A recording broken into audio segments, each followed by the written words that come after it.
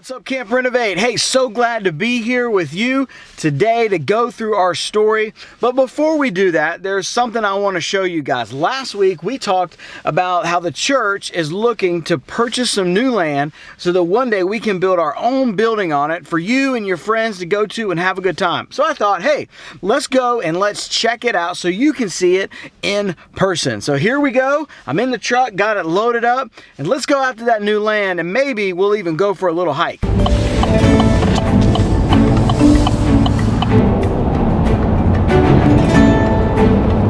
And here we are, right here.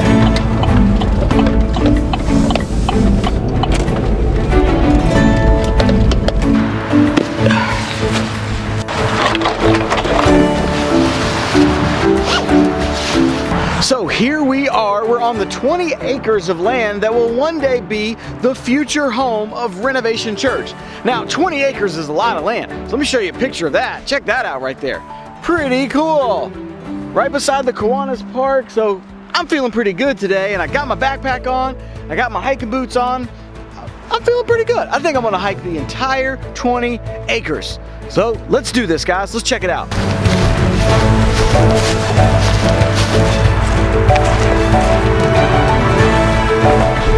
So I'm out here, and there seems to be a lot of broken trees and sticks and stuff, and it's making it kind of hard to walk with my pack on. So I think the best thing for me to do is to find a stick that I can hike with.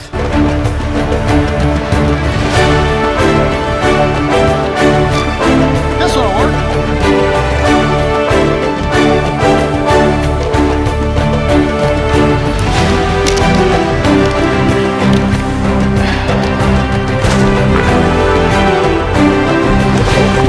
One of the things about this property is there's a couple really old, kind of creepy buildings on there. If you guys can see that up there. It's pretty cool. Let's see if we can get inside. Yeah, it's really old. It's falling apart. The door fell off. Yeah. Ooh. You can see in here, it's creepy. Yeah, look at all that old stuff. Roof's falling in. It's crazy. You know, I said I was gonna try to hike the whole 20 acres, but man, I'm starting to get a little bit tired. This bag is getting kind of heavy, and I might have to sit down for a minute here in a second. This is a lot of walking back here. Oh, look here. It's like some kind of old machinery. Yeah.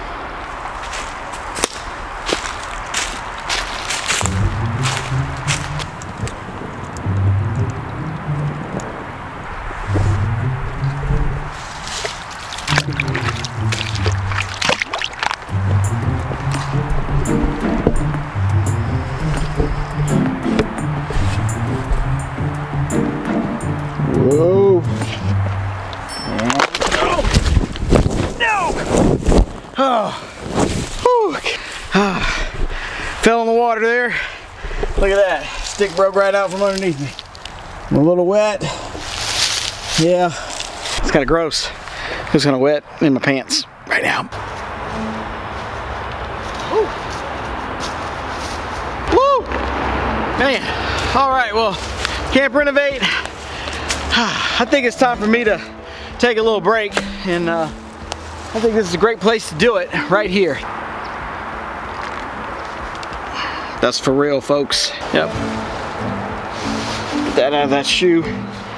Well, as I was saying, trying to walk this whole 20 acres, man, my bag was, it was getting heavy. So what I'm gonna do, I'm gonna take a little break, and then I'm gonna talk to you a little bit about this story, because we've been talking about generosity and talking about giving and money. So let me get in here and let me see if I can find my Bible in my bag here. Let's see.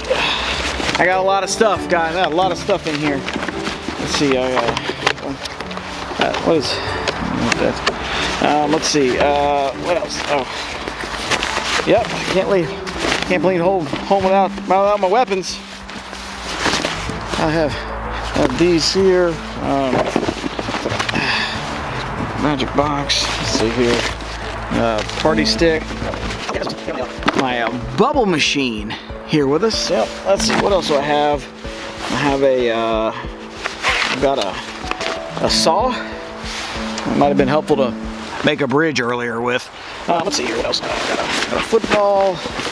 Got a kickball. Yeah. Okay. So what else is in here? What else is in here? Oh, I think I found it. Is that it?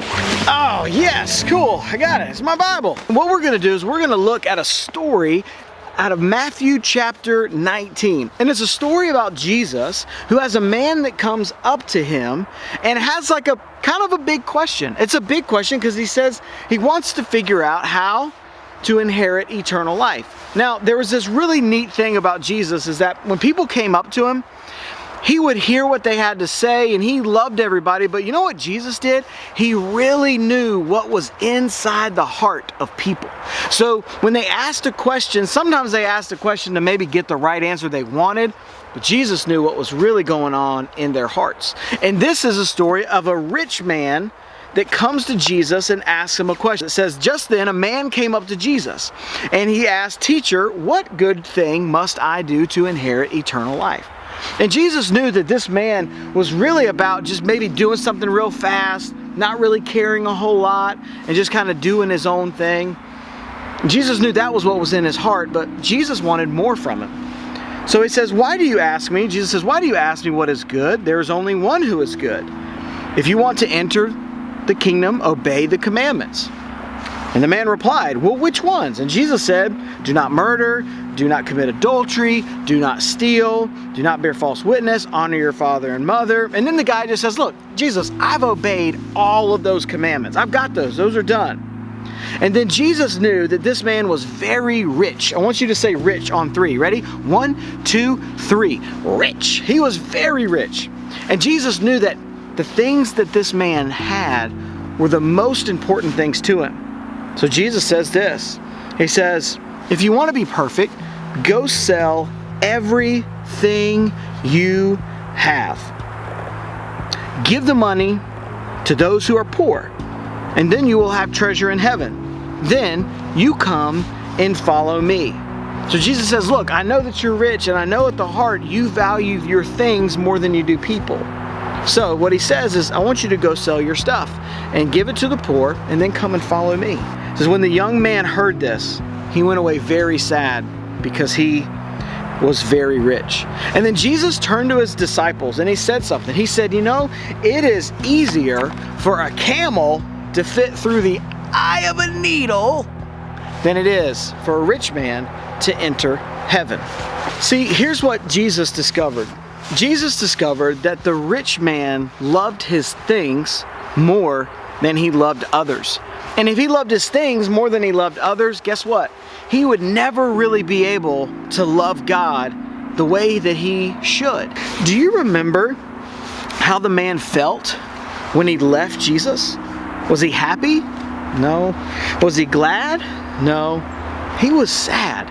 See, being selfish with our things and not giving to God or giving to others, that actually makes us sad. See, God designed us and wired us inside to feel good whenever we give. It's just a really cool part of how God made us to be. God understands something really important. See, he understands that this stuff, these things, they're not gonna last.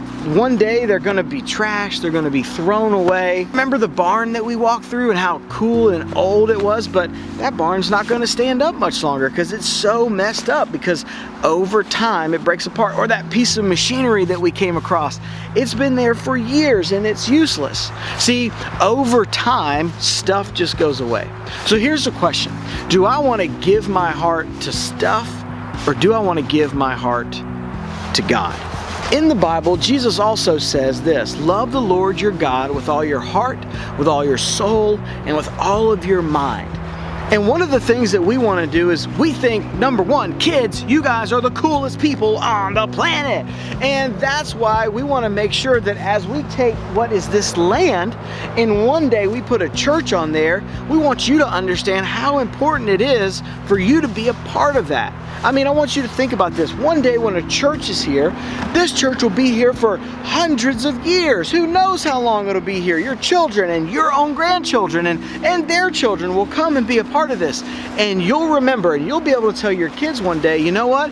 I took some money that I had and I gave it so that that church could be built and so that people could continue to hear about Jesus, so that people could continue to become a Christian, so that people could continue to be baptized and saved. And your money goes far beyond something that's just going to fall away. See, the money that you give goes into what we call eternity. It lasts forever. That when you put it towards something like this and people come and they get to know God, you spend forever with them in heaven. It's such a cool thing.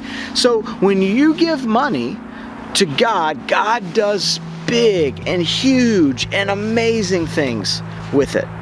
So we want to make sure we want to make sure we have the right heart. Remember, Jesus knows our heart. And we want to have a heart that's about giving and not about keeping. Well, guys, it's been a lot of fun, but I got to get back. I got to start hiking my way out of this 20 acres. Shoes are a little drier and I'm feeling good. So, hey, you guys have an awesome and an incredible week and have a great time in your small groups talking about what it means to give to God.